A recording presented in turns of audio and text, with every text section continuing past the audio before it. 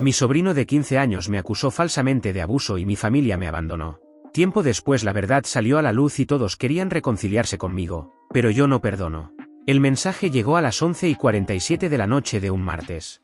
El nombre de mi hermana, Isadora, apareció en la pantalla, seguido de las palabras que desmantelaron mi vida entera: mantente alejado de Dorian. Sabemos lo que hiciste. La policía está involucrada. No nos contactes de nuevo.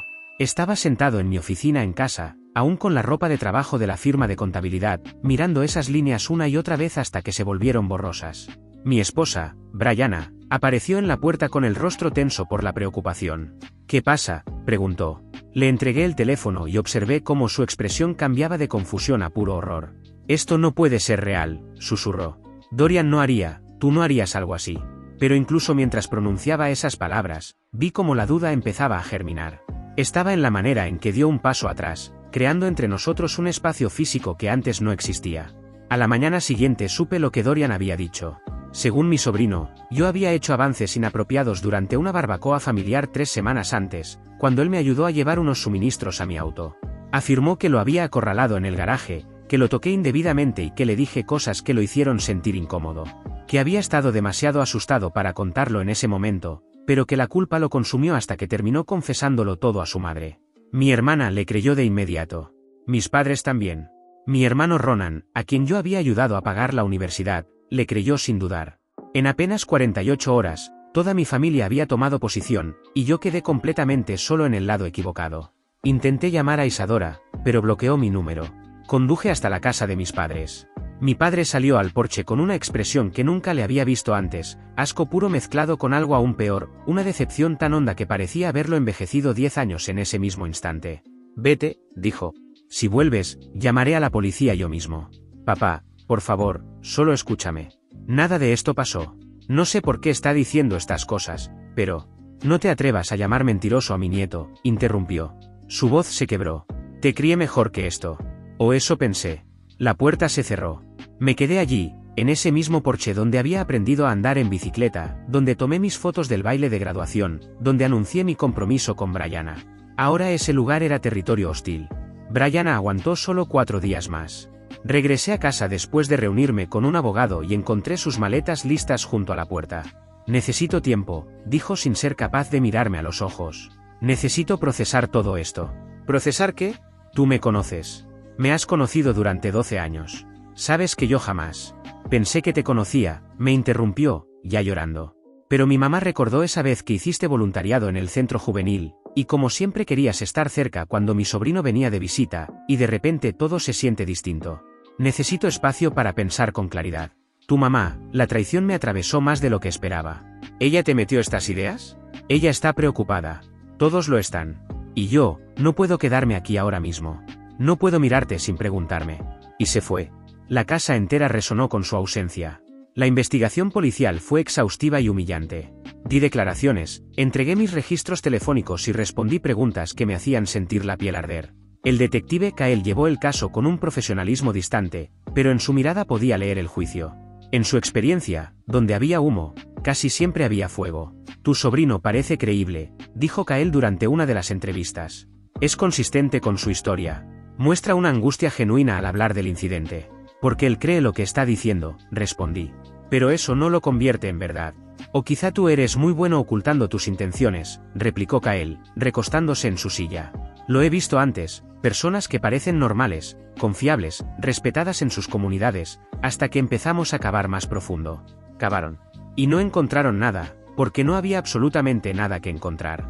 Ningún mensaje sospechoso, ningún historial de navegación comprometedor, ninguna queja previa. Mi vida era un libro abierto, y cada página estaba limpia. Después de 6 semanas, la fiscalía decidió no presentar cargos. Evidencia insuficiente.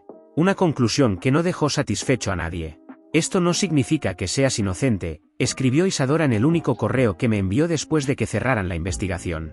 Solo significa que no pueden probarlo. Dorian está traumatizado. Está en terapia por tu culpa. Intenté volver a la normalidad, intenté reconstruir algo de mi rutina, pero la normalidad ya no existía para mí. En el trabajo, los susurros me seguían por los pasillos. Mi jefe me llamó para discutir las ópticas del asunto. No podían despedirme sin causa, pero sí podían dejar claro que ya no era bienvenido. Me reasignaron proyectos. Dejaron de invitarme a reuniones. Me volví invisible, un fantasma rondando la que alguna vez fue mi propia carrera. Brianna presentó el divorcio 3 meses después de irse. Su abogado fue eficiente y frío, quería la casa, la mitad de todo, un corte limpio. No me opuse. ¿Para qué? Ella ya había decidido quién era yo, y ninguna batalla legal iba a cambiarlo. Mi círculo de amigos se evaporó. Thorne, a quien conocía desde la universidad, dejó de responder mis llamadas. Liora, que estuvo en nuestra boda, me eliminó de sus redes sociales. El club de lectura del barrio, al que asistí durante 5 años, se disolvió misteriosamente la misma semana en que intenté regresar. La gente cruzaba la calle para no pasar cerca de mí. Solo mi colega Finn se mantuvo neutral, aunque incluso él limitó nuestras interacciones a lo estrictamente profesional. Yo me había convertido en un riesgo, en alguien que todos evitaban por miedo a la culpa por asociación. Las noches eran lo peor. Me quedaba despierto en una casa medio vacía, reproduciendo la barbacoa una y otra vez, tratando de entender qué había pasado, qué había visto o malinterpretado Dorian, o qué había inventado deliberadamente. Apenas habíamos hablado ese día. Me ayudó a llevar unos bollos para hot dogs y unos refrescos desde mi auto. Le di las gracias. Todo el intercambio duró quizá 3 minutos. 3 minutos que arruinaron mi vida. Oscilaba entre la ira, la depresión y la incredulidad. Algunos días quería pelear, contratar investigadores, arrancar la verdad a la fuerza y exponerla al mundo. Otros días quería desaparecer por completo, mudarme a otro estado donde nadie conociera mi nombre ni mi vergüenza. Pero debajo de todo había una verdad más cruel: no se puede probar un negativo. No podía demostrar que algo no había pasado. La ausencia de evidencia se convertía en evidencia de culpa en la mente de los demás. Era culpable por acusación, condenado en la corte de la opinión pública, sin derecho a apelación. 6 meses después de la acusación, vendí la casa. No podía pagarla solo, ni soportar los recuerdos incrustados en cada habitación. Me mudé a un pequeño apartamento al otro lado de la ciudad. Conseguí trabajo en una firma más pequeña donde nadie conocía mi historia. Empecé de nuevo, al menos tanto como alguien puede empezar de nuevo llevando una sombra como la mía. Corté todo contacto con quienes me habían abandonado. Bloqueé números, eliminé mis redes sociales, levanté distancia como escudo. Si creyeron lo peor de mí tan fácilmente, no merecían permanecer en mi vida. La soledad era aplastante. Había pasado de una vida llena, reuniones familiares, cenas, planes de fin de semana, a una existencia silenciosa, reducida a pura rutina. Trabajo, casa, dormir, repetir. Me inscribí en un gimnasio al otro lado de la ciudad, donde nadie me reconociera. Hacía las compras en horarios poco concurridos. Me volví experto en evitar el contacto visual. Mi terapeuta, una de las pocas personas nuevas en mi vida, lo llamó modo de supervivencia. Te estás protegiendo, dijo la doctora Holden durante una sesión. Estás construyendo muros porque la alternativa duele demasiado. La alternativa es esperar que las cosas cambien, respondí. Y la esperanza es un lujo que no puedo permitirme. Ella asintió con una expresión llena de comprensión. ¿Qué tendría que pasar para que pudieras permitirte tener esperanza otra vez? La verdad, dije. Nada más sería suficiente. 8 meses y 3 días después de aquel primer mensaje de texto, mi teléfono sonó con un número desconocido. Casi no respondo. Las llamadas de números que no reconocía se habían convertido en heraldos de malas noticias, cobradores exigiendo pagos por los honorarios legales de Brianna, viejos conocidos llamando borrachos para decirme su verdad, reporteros husmeando en busca de una historia. Pero algo me hizo contestar. ¿Es este Elías? Una voz femenina, desconocida y vacilante. ¿Quién habla? Me llamo Elara Bass. Soy consejera de orientación en la escuela secundaria Riverside. Necesito hablar contigo sobre Dorian Brennan, tu sobrino. Mi estómago se hundió. No tengo nada que decir sobre Dorian. Si esto es algún tipo de... Por favor, solo escucha. Dorian vino a verme ayer. Estaba en crisis y lo que me dijo, necesitas oírlo. Orillé el auto, con las manos temblando. ¿Qué dijo? Escuché cómo la consejera tomaba aire. Admitió que lo inventó todo. La acusación contra ti fue falsa. Ha estado cargando con la culpa durante meses y lo está destruyendo. El mundo pareció inclinarse. Apreté el volante, buscando algo sólido. ¿Por qué? Pregunté con la voz rota. ¿Por qué haría algo así? Es complicado. Quiere decírtelo él mismo. Ha pedido reunirse contigo con su terapeuta presente. Quiere disculparse y explicarte todo. Pero pensé que debías saberlo antes de que informaran a sus padres. Estoy obligada a reportarlo a la administración y a su familia, pero quería darte unas horas de advertencia. ¿Sus padres no lo saben aún? Todavía no, pero lo sabrán antes de que termine el día.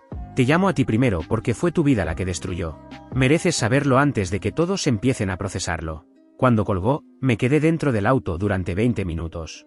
entumecido, vindicado, furioso y aliviado. Las emociones chocaban entre sí como olas desordenadas. Ninguna era pura, todas eran complicadas.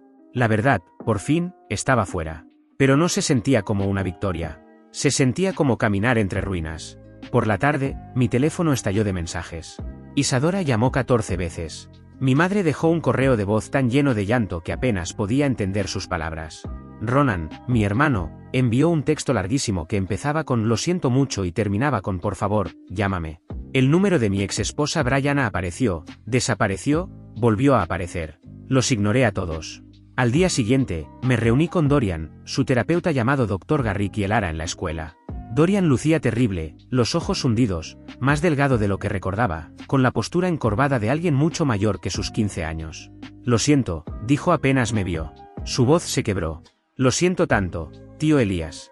Me senté frente a él en aquella pequeña sala de conferencias y esperé. Un lo siento no era suficiente. Un lo siento no me devolvería 8 meses de vida. Dime por qué, dije manteniendo la voz pareja y contenida. Dime por qué hiciste esto. No podía sostenerme la mirada.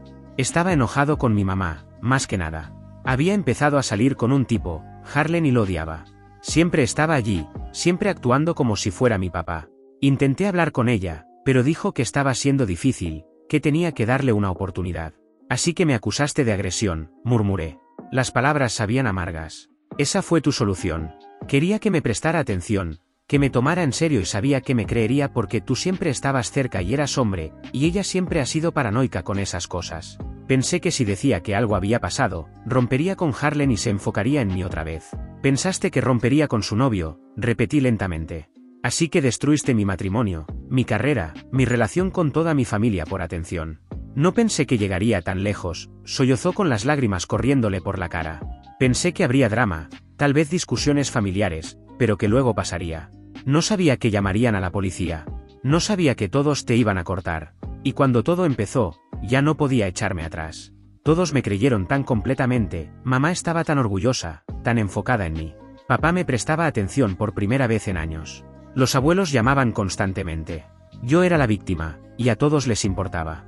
Así que lo dejaste continuar. 8 meses. Intenté retractarme, dijo con la voz temblorosa. Después de un mes le dije a mamá que quizá había malinterpretado lo que pasó. Que tal vez no había sido tan grave. Pero dijo que estaba en negación, que estaba tratando de protegerte, que la manipulación familiar era común en estos casos. Me mandó a terapia. Todos seguían diciéndome que era valiente, que era fuerte por hablar. ¿Cómo iba a decirles que todo era mentira? Me odiarían. Entonces elegiste tu reputación sobre mi vida, expresé. El Dr. Garrick intervino con suavidad. Dorian ha estado lidiando con depresión y ansiedad severas. Se ha estado autolesionando. Ayer tuvo un colapso en clase y se sinceró con la señorita Elara. Entiende la gravedad de lo que hizo. Miré los brazos de Dorian y vi los vendajes sobresaliendo bajo sus mangas. No sentí nada. Ni simpatía ni compasión. Solo un reconocimiento vacío de los hechos. Tienes 15 años, dije. Suficientes para entender las consecuencias. Suficientes para saber la diferencia entre un grito de ayuda y un asesinato de carácter. No solo mentiste. Te comprometiste con la mentira. Fuiste a terapia y la sostuviste. Me viste perderlo todo y no dijiste nada. Lo sé, sollozó. Lo sé. Y me odio a mí mismo. Pienso en eso todos los días. No puedo dormir. No puedo comer. Desearía poder retractarme, pero... No puedes, lo interrumpí mientras me ponía de pie. Puedes hacer una declaración formal. Puedes decirle a todos la verdad. Pero no puedes devolverme lo que me quitaste. ¿Lo entiendes? Asintió, completamente deshecho. Quiero una declaración escrita, le dije al Dr. Garrick. Detallada con todo lo que acaba de decirme. Quiero que se entregue a la policía, a mi antiguo empleador, a todos los que fueron informados de la acusación original. Quiero una retractación completa, pública y documentada. Podemos arreglar eso, respondió el Dr. Garrick. Dorian está comprometido a... No, lo corté mirando directamente a Dorian. No puedes arreglar esto. Solo puedes intentar minimizar el daño. Y hay una diferencia. Me fui sin despedirme. Conduje a casa en estado de aturdimiento. La vindicación que imaginé durante 8 meses se sentía vacía. Weg había sido probado inocente, pero la verdad llegó demasiado tarde para salvar algo que realmente importara. Esa noche, Isadora, mi hermana, apareció en mi apartamento. Le abrí la puerta solo porque sabía que, de no hacerlo, seguiría tocando sin parar. Elías, expresó con voz triste. Ni siquiera sé por dónde empezar. Estoy tan No, levanté una mano. No te disculpes. No expliques. No justifiques nada. Pero necesito que entiendas. Es mi hijo. Cuando vino a mí con esa historia, tenía que creerle. ¿Qué clase de madre no le cree a su hijo? La clase de madre que conoce a su hermano, respondí manteniendo la voz plana. Crecimos juntos, Isadora. 37 años de historia. Tú me conocías o deberías haberlo hecho. Fue tan convincente, susurró. Los detalles, la emoción. Es un adolescente que quería atención. Todos pueden ser convincentes cuando quieren algo lo suficiente. Elegiste creer lo peor de mí sin una sola pregunta, dije. Sin duda, sin siquiera escuchar mi lado. ¿Qué se suponía que hiciera? Su voz se elevó. ¿Preguntarte si molestaste a mi hijo? ¿Darte una oportunidad de mentir? Se suponía que me conocieras lo suficiente como para que la acusación, en sí misma, te pareciera imposible. Se suponía que pensaras, esto no suena como Elías. Aquí hay algo más. Pero no lo hiciste. Ninguno de ustedes lo hizo. Estábamos tratando de proteger a Dorian de una amenaza. Mientras nadie me protegía a mí, dije recostándome contra el marco de la puerta, sintiendo de golpe un cansancio inmenso. ¿Sabes cuál fue la peor parte? No la acusación. Ni siquiera la investigación policial. Fue la velocidad. Lo rápido que todos estuvieron dispuestos a creerlo. Lo fácil que fue borrar décadas de confianza. No tuve beneficio de la duda. No tuve presunción de inocencia. Fui condenado de inmediato solo por la palabra de un adolescente. Lo siento, dijo llorando. Lo siento tanto, Elías. Te fallé como hermana y no sé cómo arreglarlo. No puedes arreglarlo. Eso es lo que no entiendes, respondí. Un lo siento no reconstruye un matrimonio. Un lo siento no restaura una carrera. Un lo siento no me devuelve 8 meses viviendo como un paria. Hice una pausa. ¿Por qué le creíste tan fácilmente? De verdad. Ella se secó los ojos, respirando con dificultad. Harlan dijo. Harlan, la interrumpí. El mismo novio que Dorian odiaba. El mismo por el que empezó todo esto. Isadora asintió, avergonzada. Harlan dijo que tú nunca habías tenido hijos, que siempre pasabas mucho tiempo con Dorian cuando era más pequeño, que hacías voluntariado en el centro juvenil. Dijo que esas eran señales de alerta. Banderas rojas que él había ignorado porque eras familia. Así que un hombre con el que habías salido solo unos meses te convenció de que tu hermano era un depredador, y le creíste. Cuando él lo dijo así, todo encajó. De repente todas esas cosas inocentes comenzaron a verse distintas, dijo mi hermana. Eso se llama sesgo de confirmación, respondí. Querías creerle a tu hijo, así que buscaste una narrativa que lo respaldara. Harlan te dio esa narrativa y la adoptaste sin cuestionarla. Sacudí la cabeza. Hice voluntariado en el centro juvenil porque Brianna y yo queríamos devolver algo a la comunidad. Pasaba tiempo con Dorian porque era mi sobrino y lo quería. Pero tú lo torciste todo para que pareciera sospechoso. Lo veo ahora, murmuró. Veo lo equivocada que estuve. ¿Lo ves? Porque desde donde estoy, solo estás arrepentida de haberte equivocado. No estás arrepentida de no haber confiado en mí. Y hay una diferencia. Abrió la boca para responder, pero no salió nada. ¿Harlan sigue contigo?, pregunté. Desvió la mirada. No, terminamos el mes pasado. No estaba funcionando. Entonces Dorian consiguió lo que quería al final, dije. Solo tuvo que destruirme primero. Eso no es justo, dijo mi hermana con voz quebrada.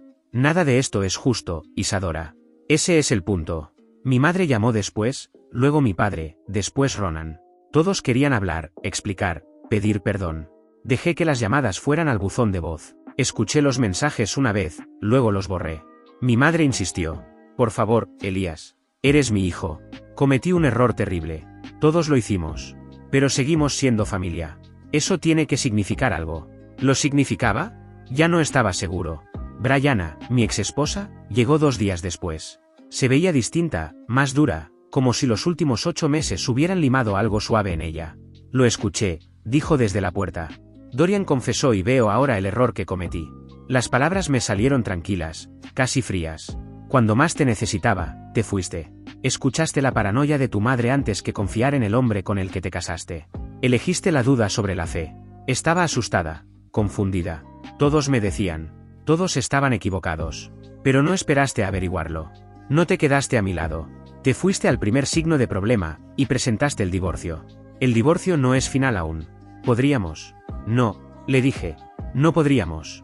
Lo que fuera que teníamos murió el día que hiciste esas maletas. No puedes volver ahora que fui vindicado. No puedes fingir que estuviste de mi lado. Aún te amo, murmuró. Amas la versión de mí que resultó inocente. Pero no me amaste lo suficiente como para creer que era inocente cuando importaba. Eso no es amor, Brianna. Es conveniencia. Intentó argumentar, explicar la presión que sentía, las dudas que le sembraron, el miedo a haber ignorado señales. La escuché sin interrumpir, y luego cerré la puerta. La verdad era que no la odiaba. No odiaba a ninguno de ellos. El odio requiere energía, y yo ya no tenía ninguna. Solo no sentía nada. Las personas que más amé en el mundo me abandonaron, y sus disculpas no podían reparar lo que rompieron. Mi antiguo empleador se comunicó por medio de su equipo legal. Querían hablar sobre mi futuro en la empresa. Me reuní con recursos humanos y con mi jefe en una sala de conferencias que se sentía estéril y fría. Hemos revisado la retractación de Dorian Brennan, tu sobrino, dijo el director de recursos humanos. Obviamente esto cambia las cosas significativamente. Obviamente, respondí manteniendo la expresión neutral. Queremos ofrecerte tu antiguo puesto, reinstalación completa con pago retroactivo por el tiempo que estuviste alejado. ¿Y mi reputación? ¿Mis proyectos reasignados? ¿Mis colegas que me trataron como un criminal? Mi jefe se movió incómodo. Podemos abordar eso. Reuniones de equipo, una comunicación formal aclarando la situación. Dejar claro que fuiste acusado injustamente. ¿Y pretenden que vuelva a trabajar con las mismas personas que asumieron que era culpable? Personas que susurraban sobre mí, que me evitaban, que celebraron cuando me fui. Estamos preparados para ofrecer un acuerdo generoso si decides seguir otro camino, dijo el director de recursos humanos. Compensación por el daño a tu carrera y reputación. ¿Cuánto valen 8 meses de exilio?, pregunté. Denme un número. Lo hicieron. Era una cifra alta, y aún así se sentía insultante. Necesito pensarlo. Consulté a una abogada. Me dijo que aceptara. Puedes pelear por más, advirtió. Pero será largo, desgastante y costoso. Este acuerdo te permite cerrar el capítulo y empezar de nuevo. Lo tomé. Pagué al abogado del divorcio, a la doctora Holden, y guardé el resto. No tenía intención de volver. Algunos puentes, una vez quemados, no valen reconstruirse. La retractación de Dorian fue enviada a todos, policía, empleador, familia extendida. El ARA, la consejera estudiantil, incluso ayudó a redactar una carta formal explicando la confesión. Debería haber sido una victoria. Se sentía como cenizas. La gente empezó a contactarme. Disculpas desde todos los rincones, Torne, Liora, vecinos que antes cruzaban la calle para evitarme. Respondía muy pocos, y solo con mensajes breves y fríos. Sus disculpas buscaban aliviar su culpa, no reparar el daño. Mi familia fue lo más insistente. Querían reuniones y cenas para reconstruir los vínculos perdidos. Isadora me escribió. Dorian necesita ver que lo perdonas. La culpa lo está consumiendo. Le respondí. Dorian está enfrentando consecuencias. No olvidaré lo que hizo para que se sienta mejor. Yo necesito distancia para sobrevivir esto. Me llamó cruel. Tal vez lo era. No me importó. Mis padres aparecieron en mi edificio y me obligaron a hablar. En una cafetería, entre disculpas ensayadas, les pregunté. ¿Dónde estaba el amor incondicional cuando lo necesitaba? Mi madre lloró. Estábamos horriblemente equivocados. Pero somos tu familia. ¿Eso no cuenta? Debió contar cuando importaba. Ustedes eligieron creer una acusación absurda sobre 37 años de conocerme. Intentaron justificarse, diciendo que Dorian era solo un niño, que pensaron que yo sería más fuerte si estaban equivocados. Así que me sacrificaron por si acaso, dije. Esa es su defensa. En algún punto, dijo mi padre, tienes que decidir si esto destruirá a la familia para siempre. Yo no destruí nada. Dorian lo hizo. Y ustedes también, cuando lo creyeron sin pensar. Te estamos pidiendo perdón, no negación. No los perdono, respondí. Tal vez un día. Tal vez nunca. Pero ahora mismo solo veo a las personas que me abandonaron cuando más los necesitaba. Se fueron con promesas de darme espacio. Yo solo sentí cansancio. 3 meses después de la confesión, me alejé aún más de la gente de mi vida pasada. En el trabajo empecé a usar mi segundo nombre. Necesitaba separarme poco a poco de mi vida anterior. La doctora Holden expresó preocupación. Estás cortando a todos, dijo. Incluso a quienes podrían merecer una segunda oportunidad. ¿Quién merece una segunda oportunidad?, pregunté. ¿La familia que me repudió? ¿La esposa que se marchó? ¿Los amigos que desaparecieron? Todos me demostraron exactamente quiénes eran en una crisis. ¿Por qué dudaría de esa información ahora? La gente comete errores, me dijo la doctora Holden. A veces el perdón es más para nosotros que para ellos. No necesito perdón para tener paz, respondí. Necesito distancia. No estuvo de acuerdo, pero no insistió. Por eso seguía viéndola, desafiaba sin exigir. Empecé a reconstruir mi vida de manera deliberada. Conocidos superficiales en el gimnasio. Citas casuales donde siempre era honesto sobre mi pasado. Nada profundo, nada que pudiera herirme. En la nueva firma solo era Elías el contador, no Elías el acusado. No era exactamente felicidad, pero era seguro, y la seguridad valía oro. Un año después de la acusación, Isadora envió un último mensaje. Dorian había entrado a un programa intensivo para adolescentes. Preguntaba por mí. Ella esperaba que algún día lo perdonara. La puerta siempre está abierta, escribió. No respondí, pero tampoco lo borré. Lo dejé como un marcador para un futuro que aún no decidía. Por ahora, me concentré en construir algo propio, algo que no dependiera de la estabilidad emocional de nadie más. Aprendí a confiar de nuevo, muy despacio. Mi vida era más pequeña que antes, sí, pero era honesta. Y era mía. Mi familia seguía enviando mensajes, cumpleaños, fiestas, invitaciones a reuniones que nunca aceptaba. Los leía sin emoción. Mantenía los límites. Querían reconciliación, restaurar el pasado, pero algunas heridas no cerran. Algunas traiciones te cambian la arquitectura interna. Acepté que la persona que fui, el hermano, el hijo, el esposo y el tío, ya no existía. Ahora era alguien moldeado por su abandono. Tal vez más duro, tal vez más frío, pero también más libre. Después entendí algo, el amor y la lealtad no son garantías. Toda relación es condicional, vulnerable a la presión. Es una verdad amarga, pero verdad al fin. 14 meses después de la acusación, me crucé con Brianna en un supermercado. Estaba con un hombre llamado Tom, se veía realmente feliz. Cuando me vio, su expresión se derrumbó. Se acercó. «¿Te ves bien?», dijo. «¿Tú también?». Me preguntó si estaba bien. «Estoy sobreviviendo», respondí. «Construyendo algo distinto. No es lo que tenía antes, pero es mío. Pienso en lo mucho que te fallé», susurró. «¿Me odias?». Lo pensé bien. «No siento casi nada por ti ya. Eras mi esposa. Ahora eres alguien que solía conocer». Se estremeció. «Eso duele más que el odio». «Tal vez», admití. «Pero es lo más honesto que puedo ser». Dijo que Tom era bueno con ella. Le respondí que merecía amabilidad. «Tú también», dijo. «Estoy trabajando en creer eso», contesté. Se disculpó una vez más, esta vez lo dijo desde un lugar real. Aún así, la disculpa no cambiaba nada. Ambos vivíamos con nuestras decisiones. Ella se fue, rota. Yo sentí pena, durante unos minutos. Luego terminé mis compras y regresé a mi vida silenciosa, cuidadosamente construida. Esa noche hice algo que había evitado durante un año. Abrí mi laptop y empecé a escribir. No para responder mensajes ni para buscar reconciliación. Escribía para mí, un registro de todo lo que ocurrió, de lo que sentí, de lo que aprendí. La doctora Holden había sugerido escribir meses atrás. Entonces pensé que era inútil. Ahora entendía, no era terapia, sino reconocimiento. Una forma de dejar constancia de que todo aquello fue real, que importó, que me transformó para siempre. Escribí durante 3 horas seguidas. Dejé por escrito la acusación, el abandono, la investigación y la posterior vindicación. Describí el silencio de mi casa vacía, la sensación de caminar entre multitudes siendo alguien invisible, y esa textura particular que tiene la traición cuando proviene de personas que se supone que deben amarte sin condiciones. Escribí sobre Dorian con algo que rozaba la compasión. Un chico de 15 años desesperado por atención que decidió usar la opción nuclear sin entender el alcance de la explosión. Había conseguido lo que quería, el enfoque de su madre, la atención de su familia, pero a un costo que jamás imaginó. Ahora tendría que vivir para siempre con el hecho de haber destruido la vida de un inocente. Esa culpa lo formaría. Tal vez lo haría mejor. Tal vez lo quebraría por completo. De cualquier manera, ya no era mi problema.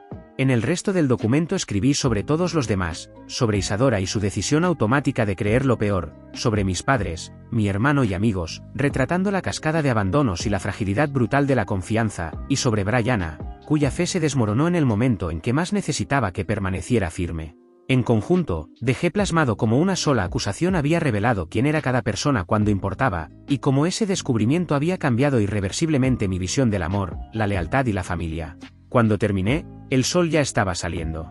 Guardé el documento, hice una copia de seguridad y sentí que algo dentro de mí se movía. No era perdón. Tampoco era sanación. Solo reconocimiento. Esto había ocurrido. Y yo había sobrevivido. Ya no era el mismo, pero seguía aquí. 2 años después de la acusación, me mudé a otra ciudad. Nuevo trabajo, nuevo apartamento, nueva vida. No se lo dije a nadie hasta que ya estaba instalado. Envié un correo breve a los pocos miembros de la familia con los que aún mantenía comunicación. Me he reubicado por trabajo. No tengo número nuevo aún. Me comunicaré cuando esté asentado. No lo hice. Dejé pasar meses en silencio.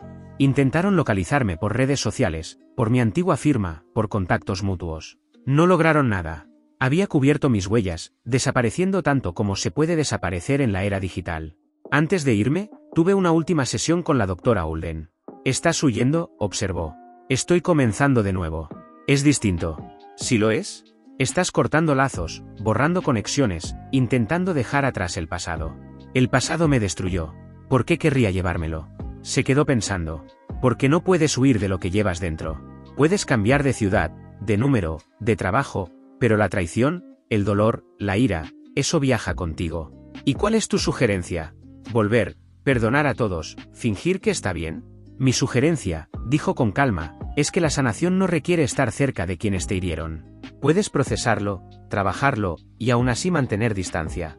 Pero huir sugiere que intentas escapar de algo interno, no externo». «Tal vez», admití. «Tal vez necesito intentarlo». Sonrió con tristeza. «Entonces espero que encuentres lo que buscas». La nueva ciudad era más grande, más anónima. Podía perderme en las multitudes, construir una vida sin vínculos con mi historia, mi familia o la acusación. Solo otro profesional en sus 30s, comenzando de nuevo tras un divorcio. Nada notable. Nada visible. Salí un par de veces, pero nada serio. Hice conocidos en el trabajo, en el nuevo gimnasio y en grupos de hobbies. Todo superficial. Cuando la gente preguntaba por mi familia, decía que no éramos cercanos. Si preguntaban sobre mi pasado, respondía con vaguedades que cortaban cualquier intento de profundizar. Era solitario, pero era seguro. Casi 3 años después de la acusación, recibí una carta reenviada desde mi antigua dirección. Isadora había rastreado mi reenvío de correo. El sobre era grueso, varias páginas. Casi lo tiré sin abrir. Casi. Pero la curiosidad volvió a ganar. Era una carta de Dorian, ya de 17 años, casi un adulto. Su letra era cuidadosa. «Querido tío Elías», empezaba. «Sé que probablemente no quieres saber de mí. Sé que tienes todo el derecho a odiarme para siempre. Pero mi terapeuta dice que necesito intentar explicarte, no para que me perdones, sino para darte la verdad completa, que debí darte hace 3 años y no lo hice». Seguía por páginas enteras. Explicaba su mentalidad a los 15, su desesperación por la atención de su madre, su resentimiento hacia Harlan. Contaba el momento en que decidió acusarme, su razonamiento al elegirme, cómo la mentira se volvió una bola de nieve fuera de control. «Pensé que podría retractarme a los pocos días», escribió. «Decir que exageré. Pero mamá estaba tan de mi lado que no sabía cómo decirle que había mentido. Cada día que pasaba lo hacía más difícil. Cada sesión de terapia en la que repetía la historia la hacía más real. Empecé casi a creerla yo mismo». Describió la culpa, las pesadillas, cómo la mentira lo fue consumiendo hasta quebrarlo. Explicó que ahora estaba en terapia intensiva, trabajando para entender cómo había sido capaz de causar tanto daño. «Sé que lo siento, no arregla nada», decía. «Sé que no puedo devolverte lo que te quité, pero necesito que sepas que veo lo que hice. Entiendo su magnitud y voy a pasar el resto de mi vida intentando ser alguien digno de un perdón que probablemente nunca recibiré. No de ti. Tal vez ni siquiera de mí mismo». Terminaba así. «No tienes que responder. No me debes nada. Solo quería que supieras que te recuerdo como eras, divertido, amable, dispuesto a ayudar. El tío que me enseñó a cambiar un neumático, que me ayudó con matemáticas, que fue a mis partidos. Esa persona no merecía lo que le hice. Lamento no haberlo visto cuando tenía 15. Lo veo ahora». Leí la carta 3 veces. Lo único que sentí fue un reconocimiento distante de su crecimiento. Dorian estaba haciéndose consciente, asumiendo responsabilidad, haciendo el trabajo. Bien por él. Pero para mí, no cambiaba nada. No respondí. Archivé la carta en un cajón con otros documentos de aquella época. Evidencia del pasado, pero no parte de mi presente. 5 años después de la acusación, conocí a alguien llamada Mira. Era maestra, divorciada, cautelosa. Conectamos de la manera lenta y cuidadosa en la que conectan 2 personas que ya han sido quemadas. Avanzamos despacio, construyendo confianza en pequeños tramos, levantando algo firme. Cuando le conté sobre Dorian y la acusación, escuchó sin juzgar. «¿Sigues enojado?», preguntó al final. «No, la ira requiere energía. Yo estoy distante». Le pasó a una versión de mí que ya no existe. «¿Extrañas a tu familia?». «A veces extraño la idea de ellos. La familia que pensé que tenía. Pero a las personas que demostraron ser no las extraño. Eso es triste. Es realista. La gente te muestra quién es. Ahora les creo». Ella aceptó esta parte de mí igual que aceptaba mis otras cicatrices. Construimos una relación basada en la honestidad sobre nuestras limitaciones. Ninguno prometió para siempre, ninguno exigió vulnerabilidad total. Dábamos lo que podíamos y respetábamos lo que no. No era perfecto, pero era real. Y después de todo, lo real importaba más que lo ideal. 7 años después de la acusación, mi padre murió. Un ataque cardíaco, repentino, definitivo. Ronan me localizó usando distintos registros que había guardado sobre mí a lo largo de los años y llamó a mi número de trabajo. Papá murió, dijo sin rodeos. El funeral es el sábado. Mamá pregunta si vendrás. Lo pensé. No lo haré. Elías era nuestro padre. También era el hombre que me cerró la puerta en la cara y me llamó asqueroso. Esa fue la última conversación real que tuvimos. Se arrepintió de cómo te trató. Habló mucho de eso en sus últimos años. Bien. Debería haberse arrepentido. Pero su arrepentimiento no me obliga a presentarme y a hacer que todos se sientan mejor con su muerte. No es por él. Es por mamá. Está devastada. Verte ayudaría. Entonces debería haber pensado en eso hace 7 años, cuando creyó lo peor de mí sin cuestionarlo. Lamento que papá haya muerto. Lamento que mamá esté sufriendo. Pero no soy responsable de consolar a personas que me destruyeron. Hubo un silencio largo. Te has vuelto duro, dijo finalmente. Me he vuelto honesto. Es diferente. No fui al funeral. No envié flores. No mandé una tarjeta. Dejé que mi ausencia hablara por mí. La familia podía interpretarla como quisiera. Ya no me correspondía gestionar sus sentimientos respecto a mis límites. Mira, mi pareja, me preguntó si me sentía culpable. No, para nada. ¿Debería? La mayoría de la gente lo haría. Era tu padre. La mayoría de los padres no repudian a sus hijos basándose en la mentira de un adolescente. Yo no soy la mayoría de la gente. Besó mi frente. No, no lo eres. 10 años después de la acusación, tengo 47 años. Vivo en una ciudad donde nadie conoce mi historia. Tengo un trabajo que hago bien, una pareja en quien confío tanto como soy capaz de confiar, y un pequeño círculo de conocidos que no piden más de lo que puedo dar. Pienso en Dorian a veces. Me pregunto si realmente comprendió la magnitud de lo que hizo o si para él es solo un concepto abstracto, la vida que arruinó. Me pregunto si se ha convertido en alguien bueno, alguien que ayuda más de lo que hiere. Espero que sí. A distancia. No por mí, sino por quienes puedan cruzarse en su camino. Pienso en mi familia muy de vez en cuando. Son extraños con mi ADN, nada más. No les deseo mal. No les deseo nada. Existen en otra órbita, alrededor de un sol que ya no comparto. A veces me preguntan si me arrepiento. Si quisiera haberlos perdonado, haber intentado reconstruir algo. No, lo que perdí no valía conservarse una vez que entendí su verdadera naturaleza. Una familia que te abandona tan rápido, tan completamente, solo por una acusación, esa no es familia. Una esposa que te deja al primer signo de problema, ese no es un matrimonio. Amigos que desaparecen cuando más los necesitas, esas no son amistades. Mi vida ahora es más pequeña, más tranquila, pero está construida sobre algo real. Aquí todos saben exactamente quién soy y han demostrado que pueden manejar ese conocimiento. Nadie recibe beneficio de la duda. Nadie recibe confianza incondicional. Cada vínculo se gana con consistencia y fiabilidad. No es la vida que planeé. No la vida que quería a los 37. Pero es la vida que tengo, y he hecho las paces con ella. La gente siempre ansía arcos de redención. Historias donde la parte herida perdona. Donde la familia se reúne. Donde el amor lo soluciona todo. Quieren que contacte a Dorian, que llame a mi madre, que asista a reuniones familiares, que actúe como si el pasado se pudiera enterrar bajo suficientes disculpas. Pero la vida real no funciona así. Algunas traiciones son demasiado profundas. Algunas heridas son permanentes. Algunos puentes, una vez quemados, dejan islas donde antes había caminos. Y estoy bien siendo una isla. No es lo que habría elegido, pero es lo que soy. Y después de 10 años viviendo con las consecuencias de las decisiones de otros, he aprendido a vivir con las mías. La verdad salió. Fui vindicado. La justicia llegó en su forma limitada. Pero la vindicación no cura. Solo confirma que tenías razón.